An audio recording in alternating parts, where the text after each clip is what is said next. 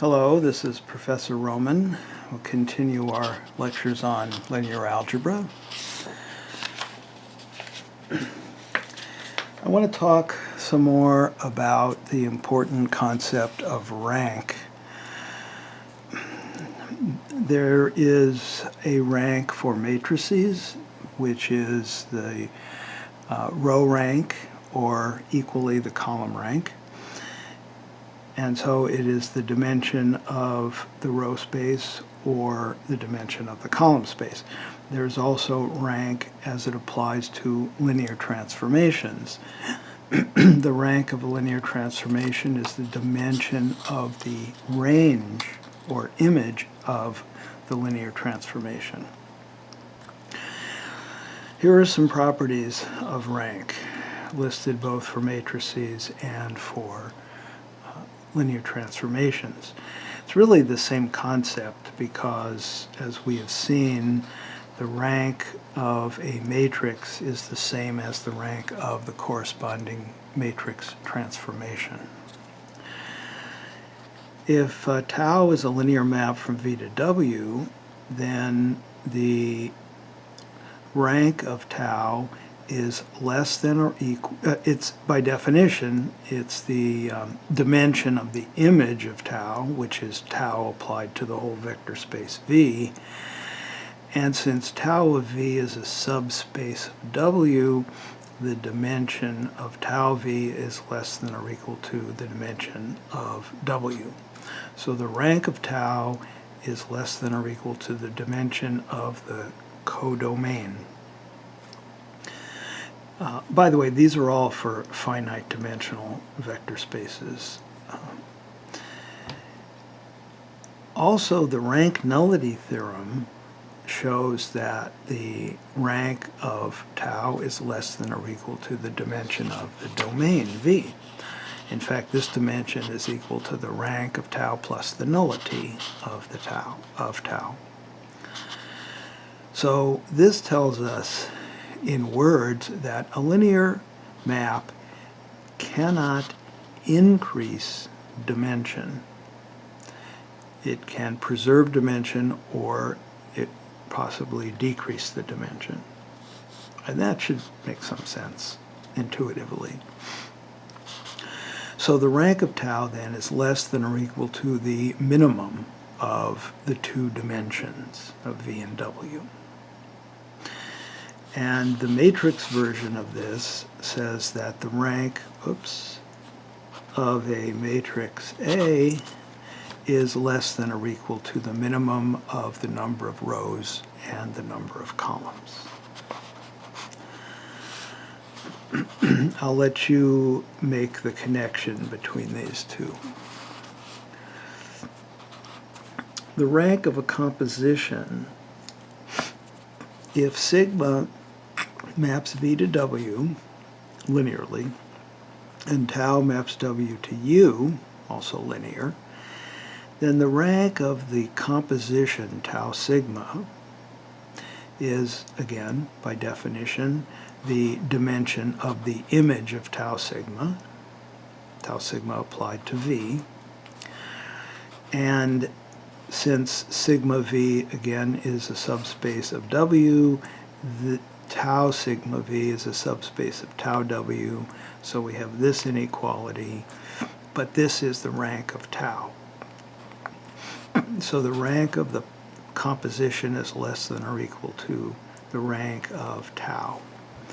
But from part 1, we also see that the rank of tau sigma, again equal to this, that tau cannot increase dimension.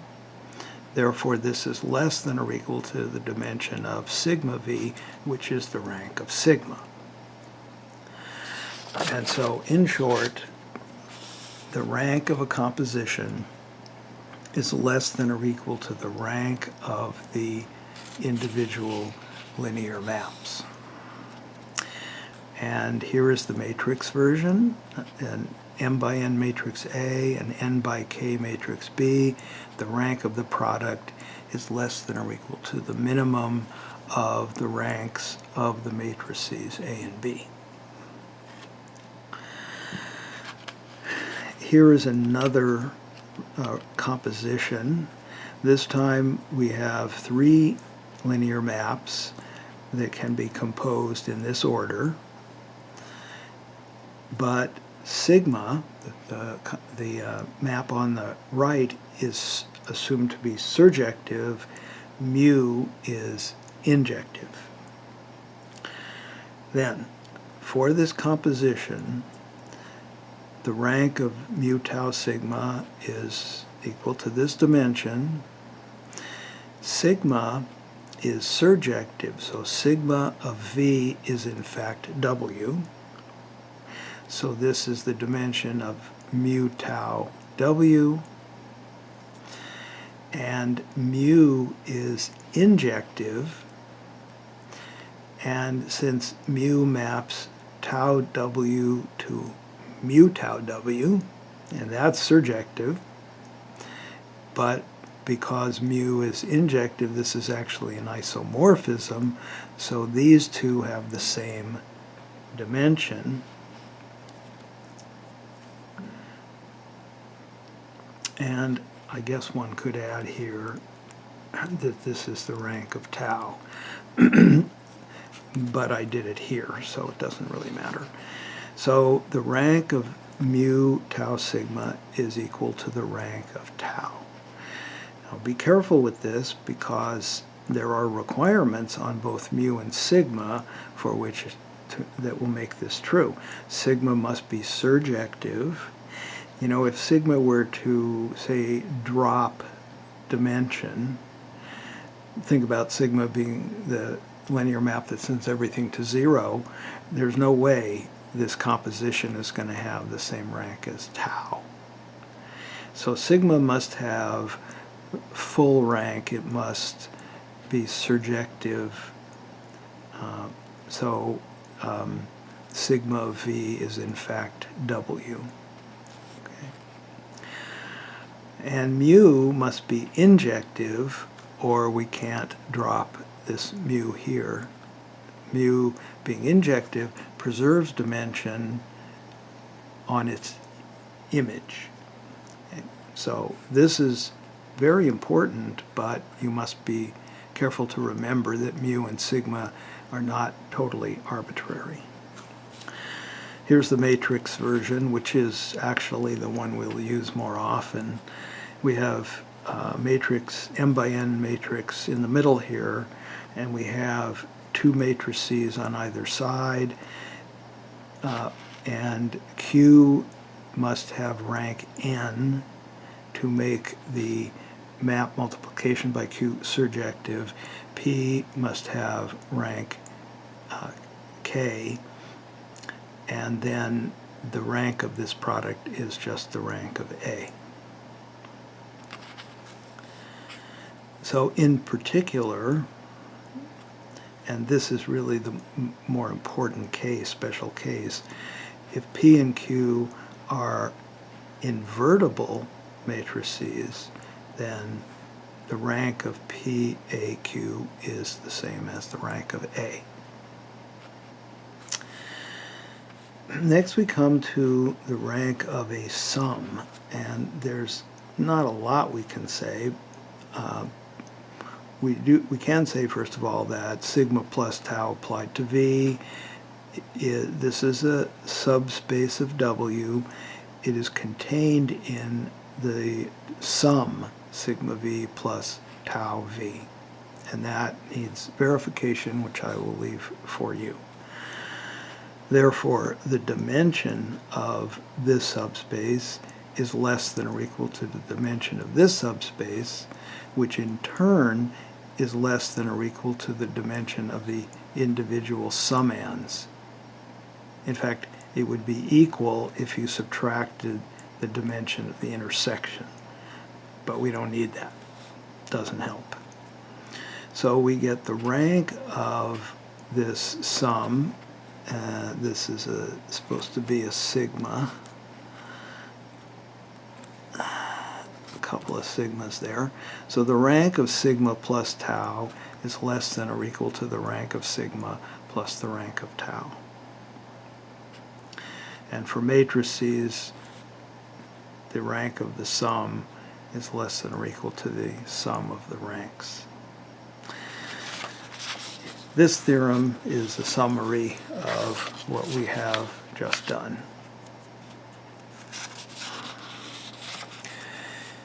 There's one more inequality involving rank, which is not generally discussed. I've never seen it discussed in an undergraduate linear algebra book, but and it's not a result that we will need, to the best of my recollection, going forward.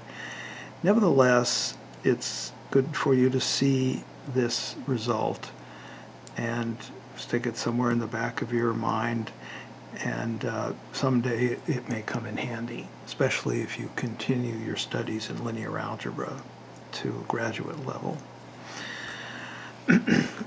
We have already seen that the rank of a product of two matrices is less than or equal to the minimum of the ranks of the two matrices. So this minimum is an upper bound on the rank of AB. Sylvester's inequality will give us a lower bound on this rank. To find this lower bound, first we need to make a remark about these matrices that I think I referred to as J matrices some lectures ago, J sub n, p, r. It's a block matrix, written in block form, that is, n rows, p columns, and this identity in the upper left corner is size r by r. So in fact, the rank of this matrix is r. And therefore, it's rather obvious from the form that r must be less than or equal to both n and p.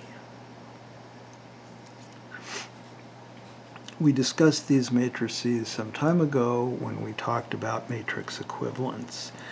These matrices form a set of canonical forms under matrix equivalence for n and p fixed.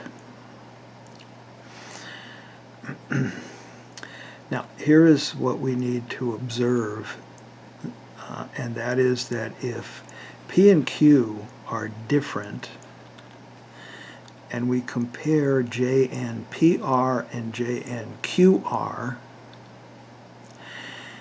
the only thing that's different here is the number of columns. But because P and Q are each of those are bigger than R, the extra columns, whichever is bigger, P or Q, has extra columns. They come on the right in the matrix, and they're all zeros. So the only difference between these two matrices is the number of all zero columns here. So if A is an m by n matrix and we take these two products, they will also differ only in the number of all zero columns. And so they have the same rank.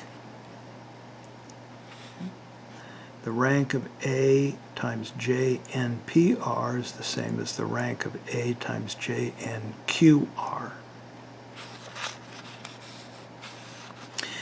Okay, now we can apply this.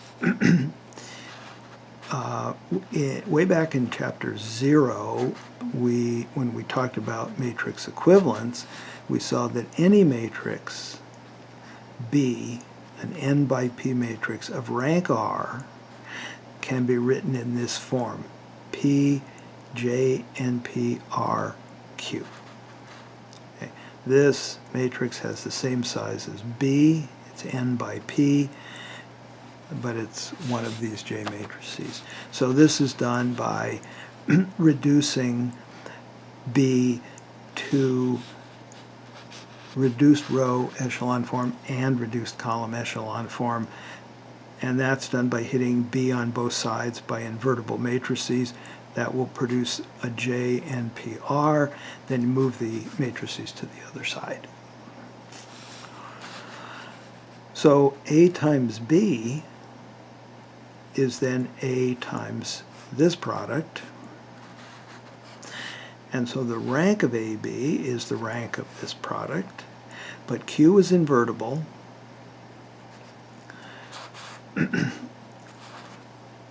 So we can drop the Q, doesn't change the rank.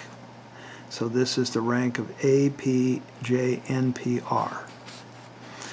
And the problem here is we get a little bit stuck because N and P may be different, and this isn't a square matrix. And you'll see why we get stuck later. So that's why I went to the trouble of discussing this earlier detail. So we can, since we're taking rank, we can replace JNPR by JNNR. This is now a square matrix.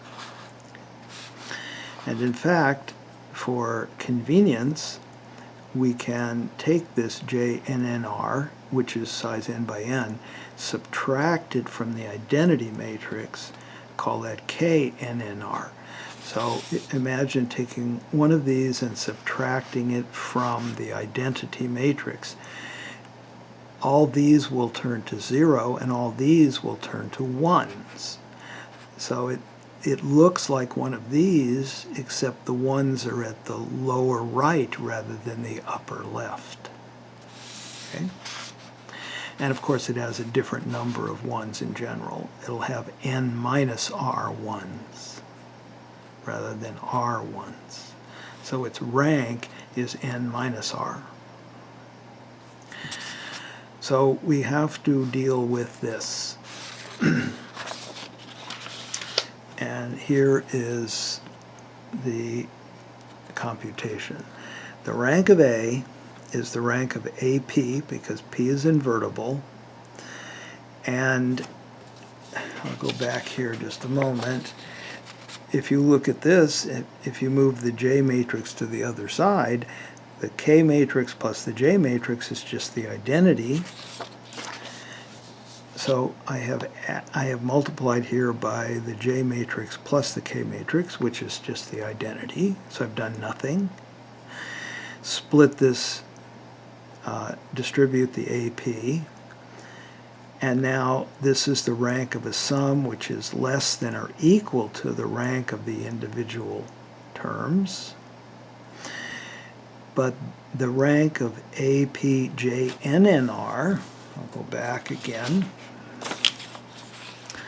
right here is the rank of AB. So I replace this by the rank of AB and carry this forward. Again, rank of AB. Now what is the rank of this thing? Well, I don't know, but I do know that it's less than or equal to the rank of each of its factors. In particular, less than or equal to the rank of the K matrix, which is n minus r. So I have an inequality here, rank of AB plus n minus r, but r is the rank of B. Let's see, here's B. It's P, J, Q. P and Q are invertible. They don't affect the rank. The middle matrix here has rank R. So we get to this point, and now we can move things around and isolate the rank of AB, and we get Sylvester's inequality. The rank of AB is bigger than or equal to the rank of A plus the rank of B minus n, this n here. Okay, and this may be a little hard to remember, but you don't really need to. You can look it up when you need it. But you can note at least that this n is the common, if you were to multiply A and B together, the columns of A has to equal, the number of columns of A has to equal the number of rows of B, and that's n. That's the number that goes here, the common row and column number. Okay.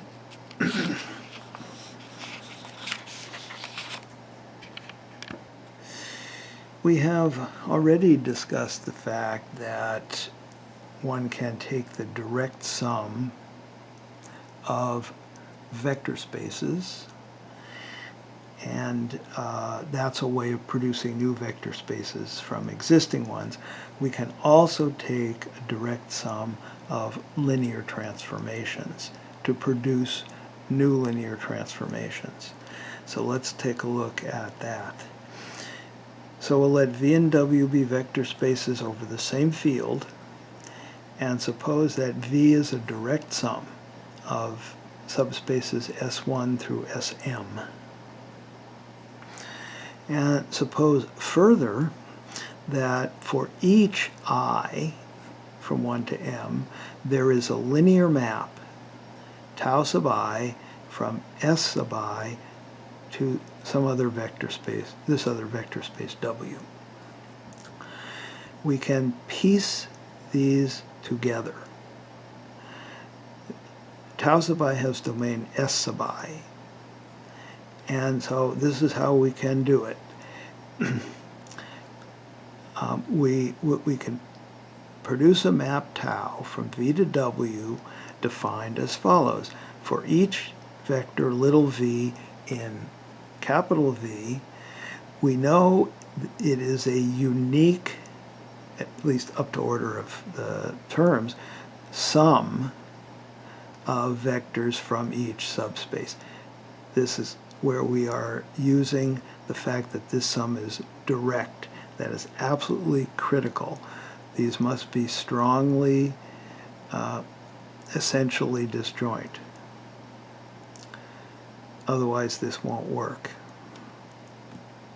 So we can simply define tau V as tau 1 applied to V1 add up to tau m applied to Vm. And this is well defined. That must be verified, but it is a direct consequence of the fact that the sum is direct. And so, in other words, these are strongly, essentially disjoint.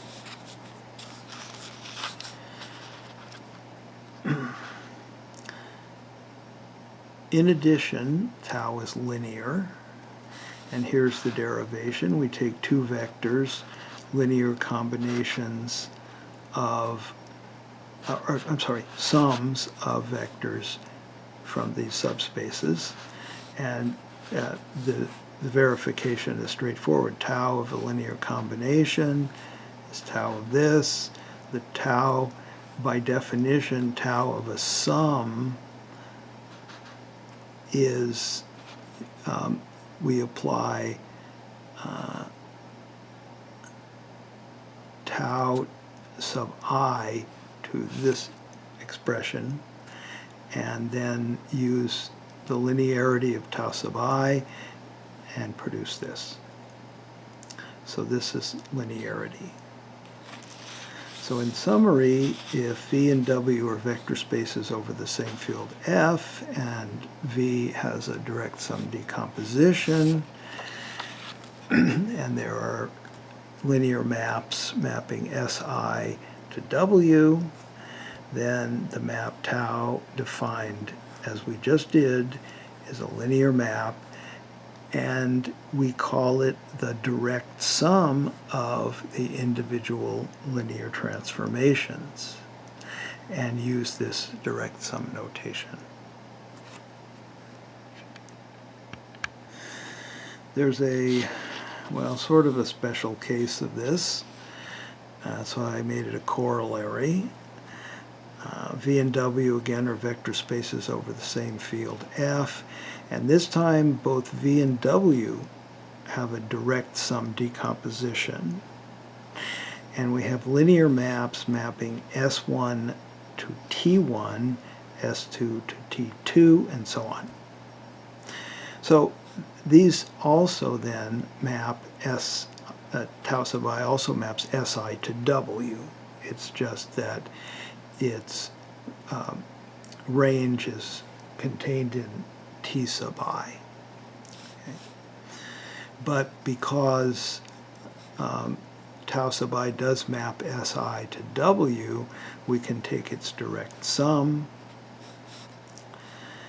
and the kernel of tau is the direct sum of the kernels of the individual linear maps, tau 1 through tau m. So in particular, tau sub I, if each of the tau sub i's is an isomorphism, then that means all these kernels are trivial, then tau is also an isomorphism.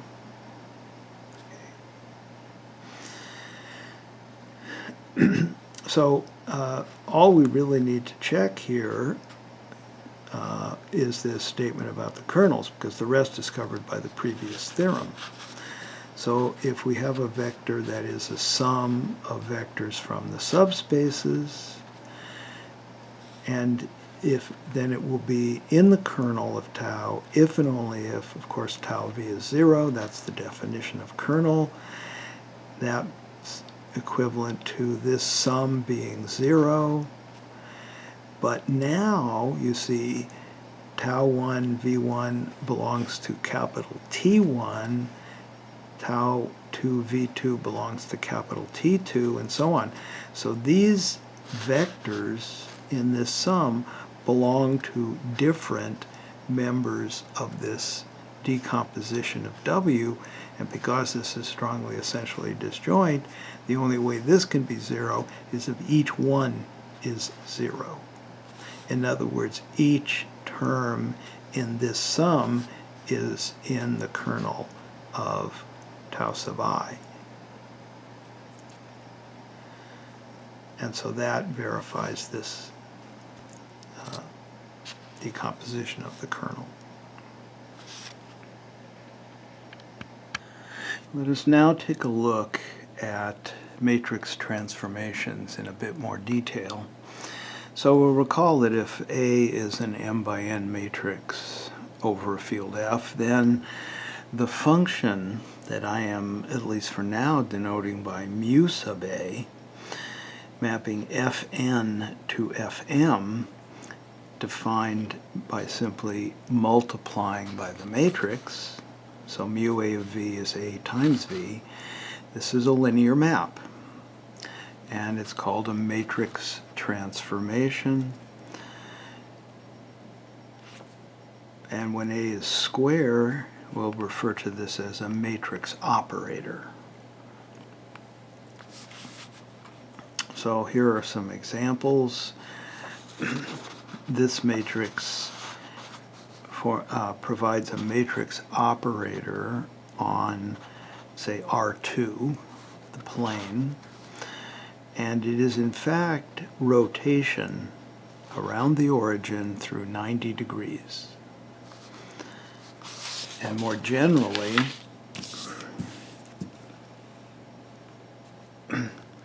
this matrix, cosine theta, negative sine theta, cosine theta, is a counterclockwise rotation about the angle theta. And I leave that for you to prove. It's probably something you encountered in a very elementary linear algebra course.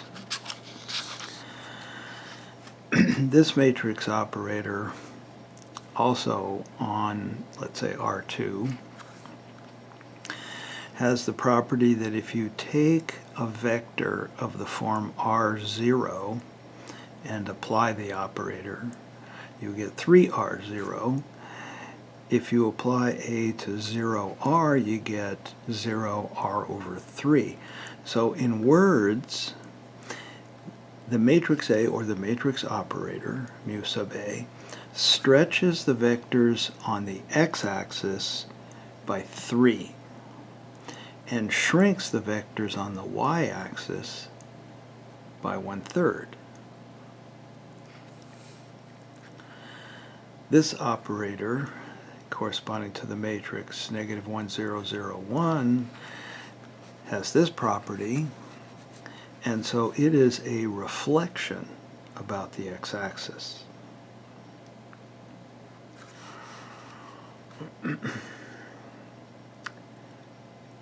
We've seen that matrices are fully and faithfully represented as linear transformations by this map lambda that sends a matrix A to the corresponding matrix transformation mu sub A.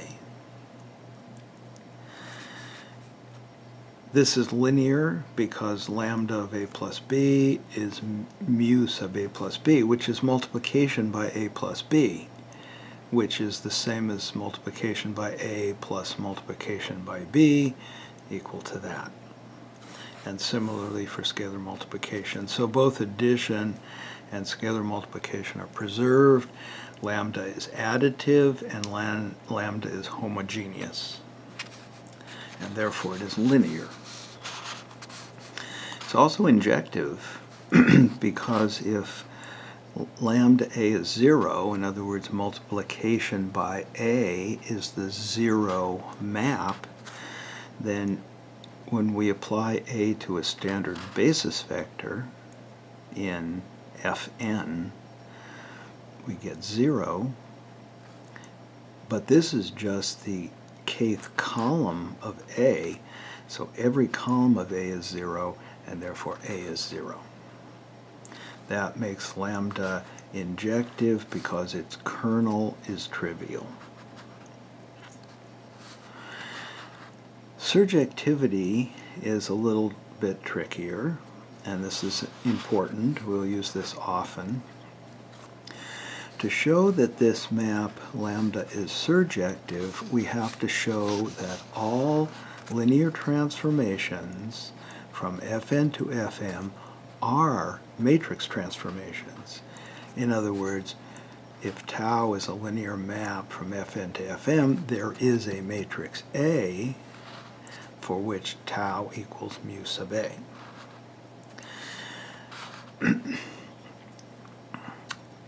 Here's how that goes. If this is true, mu sub A equals tau, if and only if this is true when we apply both sides to the standard basis vectors. These are linear maps, so if they agree on a basis, they are the same. So these are equal if and only if AEI equals tau EI for all I. This is the ith column of the matrix A. It must be tau EI. And so A must be the matrix whose columns are the images under tau of the standard basis vectors. So this is the upshot.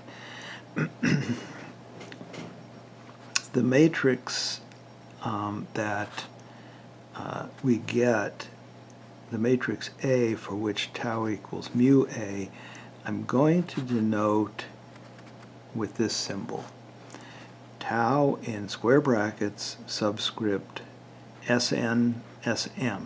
Remember, these are the symbols, the notation for the standard basis vectors in Fn and Fm. The reason for this notation will become apparent later in our videos, perhaps not in this video, but in an upcoming one. So for now, just go with me on this. This is for consistency with later developments.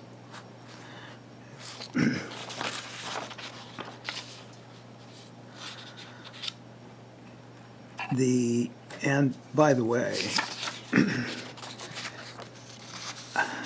rather than trying simply to remember this, which if you can is certainly fine,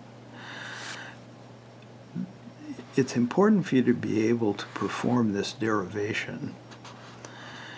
Sooner or later, if you're not constantly working with this type of matrix, you will forget, possibly, And so if you understand this derivation, which we will, by the way, use again in more general settings, then you'll be able to reconstruct this matrix whenever you need it. The inverse representation, which I denote by mu sub nm, takes the linear maps to the matrices. And so it takes a linear map tau to this matrix. And that's really a more interesting representation because one thinks generally of linear maps as a bit more abstract, a little bit more difficult to get a good intuitive feeling for than matrices. It's just a rectangular array of elements. So representing linear transformations by matrices is something that one wants to do more often than the other way around. Or maybe it's just that the other way around is rather obvious, whereas in this direction is not quite so obvious. So here's the theorem. The representation mu sub nm that maps linear transformations to matrices, in particular tau goes to this matrix, is fully faithful. It's an isomorphism because we showed that its inverse is an isomorphism. And so the vector space of linear transformations from Fn to Fm is isomorphic to the vector space of m by n matrices. This matrix is called the standard matrix of tau. Perhaps I should have mentioned that a bit earlier. Might have been a good idea. Anyway.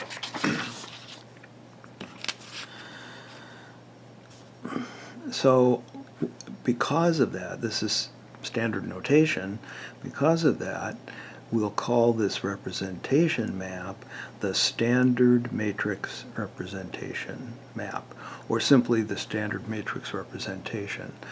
Every linear transformation from Fn to Fm can be represented by this matrix. It is the standard matrix for that linear transformation.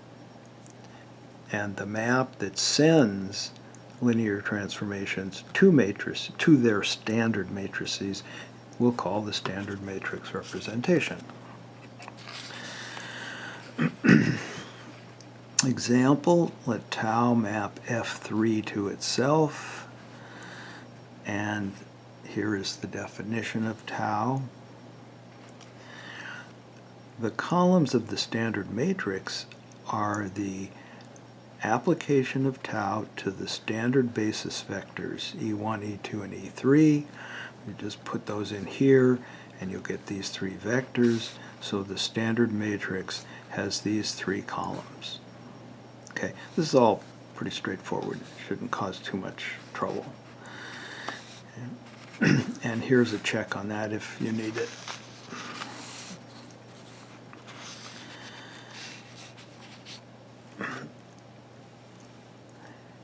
In view of this fully faithful representation, the standard matrix representation map, and this isomorphism, we can think of a matrix as both a formal array of scalars, where you can do matrix algebra, add, multiply, so on, as well as a linear transformation from Fn to Fm. And that is multiplication by the matrix. So this is the definition that we will use for matrices. It's a little different than you might see elsewhere. An m by n matrix A with entries little aij, over the field F is an m by n rectangular array of elements from the field F that defines a linear transformation mu sub a. So it's two things really, or it has two personalities, a matrix. It's a formal array of numbers, of scalars, and it is a linear map. Technically that's multiplication by A, but we're going to think of A itself as a linear map. So for example, here's a matrix. This is the linear map, mu sub A, defined by this matrix, just multiplication by the matrix. One advantage to this point of view of a matrix as also being a linear map, or let's say defining a linear map, is that we can drop the notation mu sub A and simply write A to represent both the formal array and the matrix transformation. When we want to emphasize the role of A as a map, I may still write mu sub A, but not always. If that gives you some concern, if you haven't seen this expressed exactly this way, maybe this idea will help. You know that a linear transformation is uniquely defined by its values on a basis.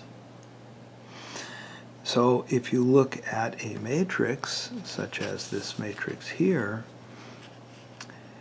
A apply, or mu sub A if you prefer, applied to the first standard basis vector E1 gives you this first column 1, 2, 3. Applied to the second standard basis, you get 4, 5, 6. So this, in effect, is a notational device. This formal array is notation that describes how the linear transformation behaves on a basis. And so it tells you everything about the linear transformation. So when you look at a matrix from now on, you shouldn't just see a formal table or array of numbers. You should see the designation, the assignment of a map, which we'll also call A, of a map on the standard basis vectors, namely the columns.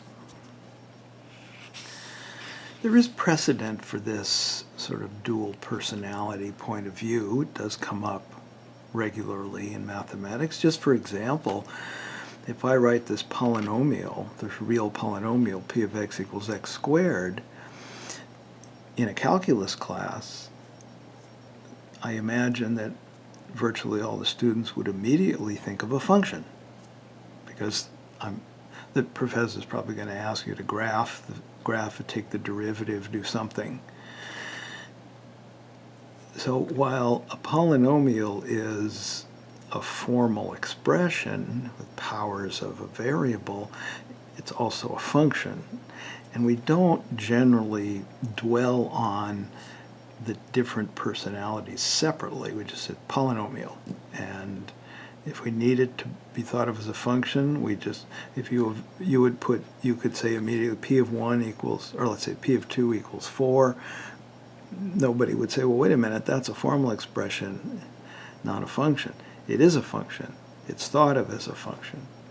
So it has a dual personality. Note that a matrix A is its own standard matrix. So when you take mu sub A and you form its standard matrix, whose columns are mu sub A applied to the standard basis vectors in Sn, you're just going to get the columns of A. So a matrix is its own standard matrix. Later on, what we're going to do, you see, is change the bases. And so right now, if this were the case, we probably, if this is all we were doing, we might not bother mentioning this. But we're going to change the bases here that represent the operator or the transformation, and that's going to change this side. Okay. So this only works because we are dealing with the standard matrix representation. And we could write it in this form. I'll try not to do that too often. It looks kind of confusing, but it's really not, because the context tells you what's going on. When you put something in square brackets and subscript it with Sn and Sm, what species goes in the brackets? A linear transformation. This wouldn't make sense if A was being thought of here simply as a formal array. So this A represents the linear transformation, the matrix transformation associated to A. When you take the standard matrix of a linear map, you get a formal array. You get a matrix in the usual sense. So on this side, we're thinking of, our perspective is that of a formal array. On this side, our perspective is that of a linear map. Okay.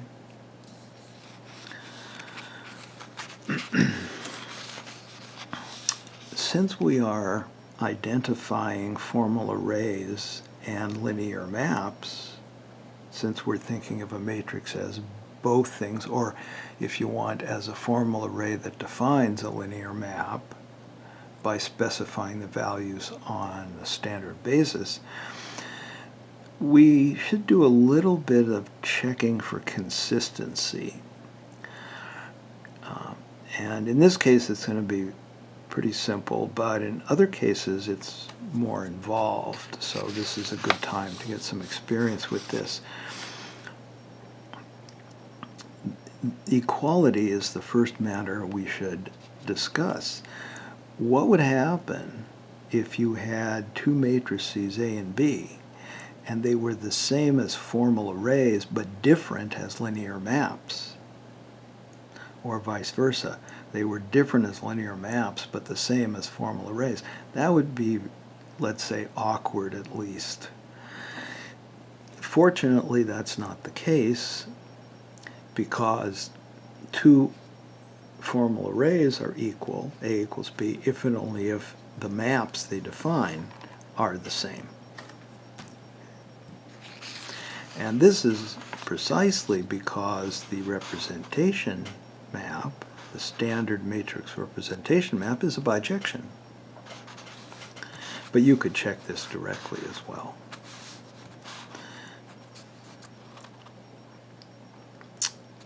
Also, because the representation map is linear, addition and scalar multiplication are also consistent. It doesn't matter when we add two matrices whether we think of them as formal arrays or as functions. You add them as formal arrays, you get another formal array. You add them as functions, you get another function. They're the same. And that's simply this equation. Multiplication by A plus B is the same as multiplication by A plus multiplication by B. This sum is adding to functions. This sum is adding to formal arrays. Same thing applies to scalar multiplication.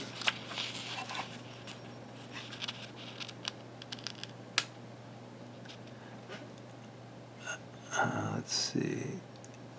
That's mu sub RA. It looks a little bit like a tau, doesn't it? Maybe I should change the R so it's easier to follow. But this is mu of the scalar multiple R times the matrix A is R times mu sub A.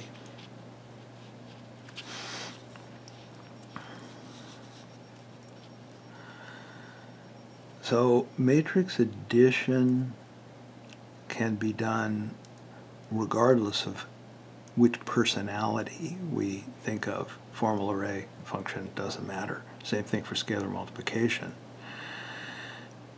But what about matrix product? What is in a formal matrix product? It's always seemed a little unusual. Students who first study matrix algebra, many of them I think, well, why aren't we just multiplying corresponding entries, just the way we add two matrices? Why this row times column business? And this is the reason right now.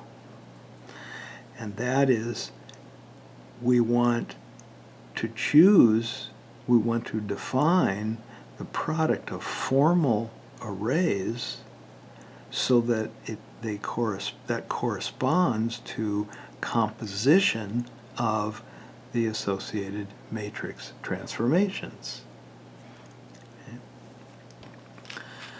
Okay. If we have two matrices, A and B, A has size k by m, B has size m by n, so we can take the product, and we get a matrix of size k by n. Okay?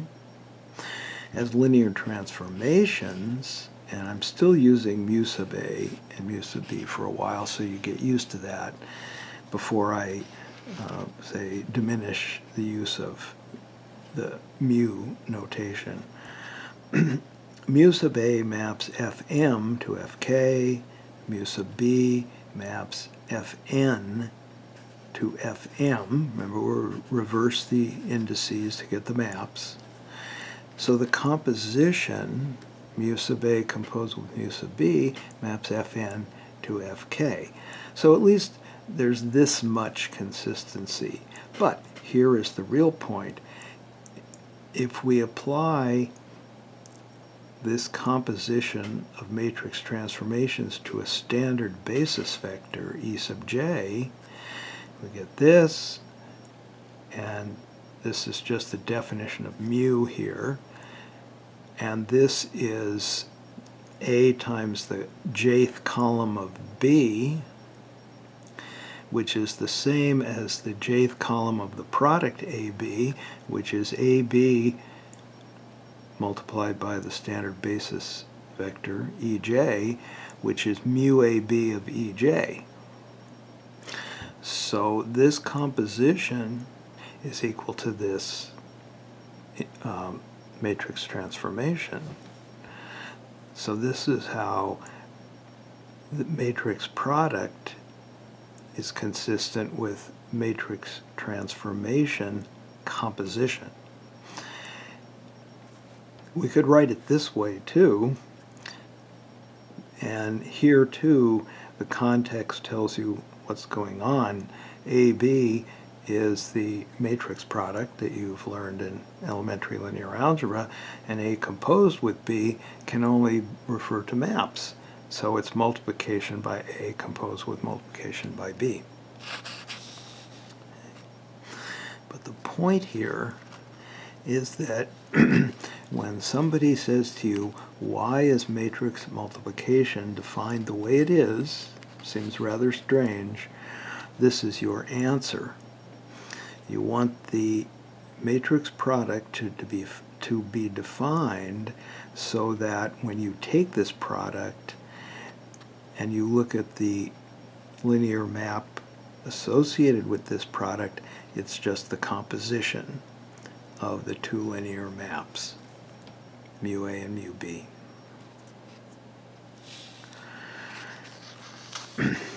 Another reason that this is convenient, this denoting the linear transformation mu A simply by A, thinking of A as the linear map, is that then we can apply the standard terminology of functions to matrices. the image of a matrix A is, in this case, A is thought of as a function. Functions have images. It's the same as the column space of A, and this is something that I think you know already. The kernel of A, and again, this is the linear map, because linear maps have kernels, is the null space of A. And the rank of A as a matrix transformation is the same as the rank of A as a formal matrix, perhaps I should say, or formal array.